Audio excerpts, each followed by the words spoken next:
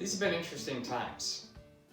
More than ever, I've spent time on FaceTime and Cisco WebEx and Zoom meetings and Google Hangouts, spending a lot of time talking to people I know over the internet through virtual chat and web meetings.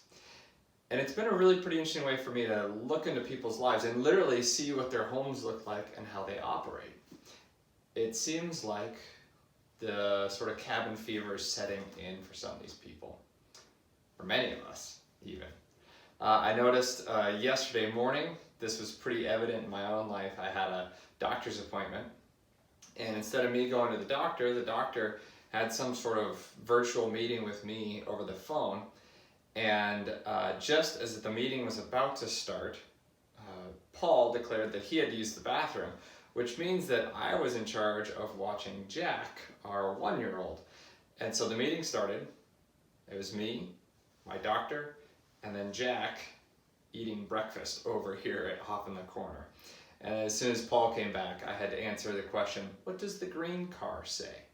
Before I could answer any of my doctor's questions. Last night, I had another conference call with a board that I'm on. And one of the participants was sitting in her bedroom on the floor. So you could see all the stuff that was on her nightstand, a bunch of books and Kleenex and an eye mask, and other participants were in their kitchen, so you could see all their dishes piled up and all the stuff from dinner.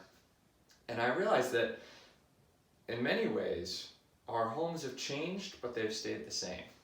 And I thought it would be good for us to review some of the basics of what a home is supposed to be for Christians. In his small catechism, Luther has a whole section, section 3, on the table of duties. And it's just a section on scriptures that describe what we're each supposed to do, what we're responsible for. There's stuff in here about pastors and preachers, what we should do, what those who hear the pastors and preachers should do, the government, citizens, husbands, wives, parents, children, workers, employers, youth, widows, and finally everyone. And I'll include a link to that here. At the end of our scriptures, well, at the end of Paul's letters anyways, it seems like every time he's about to close out a letter to his churches, he has this moment where he realizes he's had this long treatise, but no real application for God's people. So he ends most of his letters with what's called a Hausstaffel, a house clause, how the house should run. And this includes Ephesians 5, which is usually read at weddings, right? Wives, submit to your husbands. People don't like that part. But then if you keep reading, husbands are supposed to submit as Christ did, which means husbands are supposed to die for their wives. But I'd like to read you a different passage from Philippians chapter 4.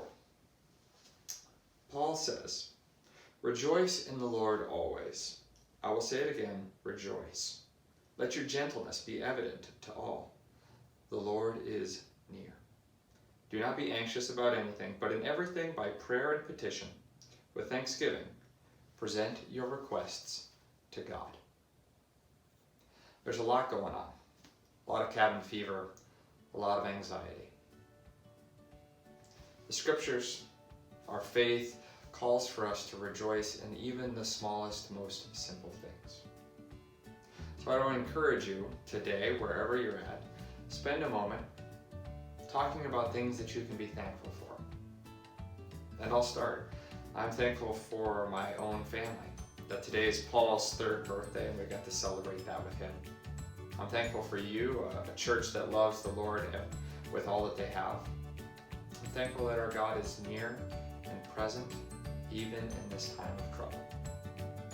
So may the Lord bless you as you rejoice over all that He is doing, even today. God's peace to you, friends.